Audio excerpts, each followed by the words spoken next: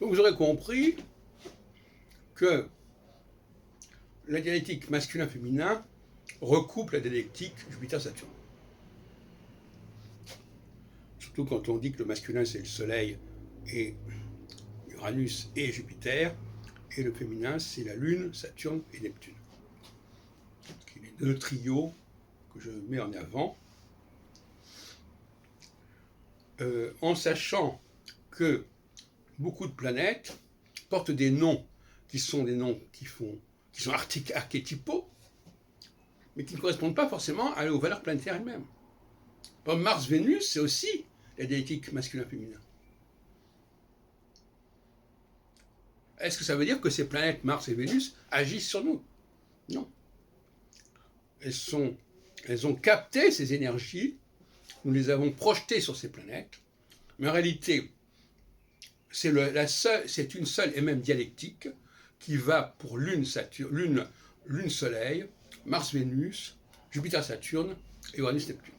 Ce sont 4 variations sur le même concept.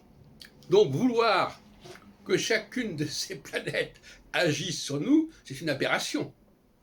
C'est ça? C'est une aberration. Il y a un seul et même principe qui est porté, à mon avis, par Jupiter et Saturne en tant que planète, ayant un véritable impact, mais pour les autres planètes, ce ne sont que des variations autour de cette dialectique.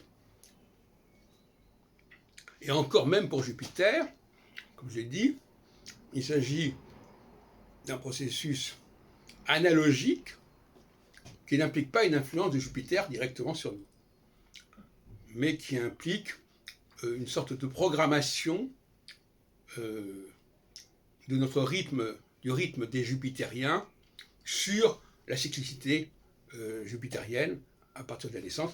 Et donc c'est encore un peu plus compliqué que ça. Et je rappelle que mes propos doivent s'inscrire au fond sous une formulation qui serait celle de l'anthropocosmologie, pour la distinguer de l'astrologie. Enfin bon, c'est une question de principe. Enfin, c'est certain que l'anthropocosmologie, c'est quand même, ça ne fonctionne pas tout à fait de la même manière que l'astrologie. L'anthropocosmologie est une critique de l'astrologie. Parce que l'astrologie n'est jamais que l'aboutissement, l'évolution de l'anthropocosmologie, finalement.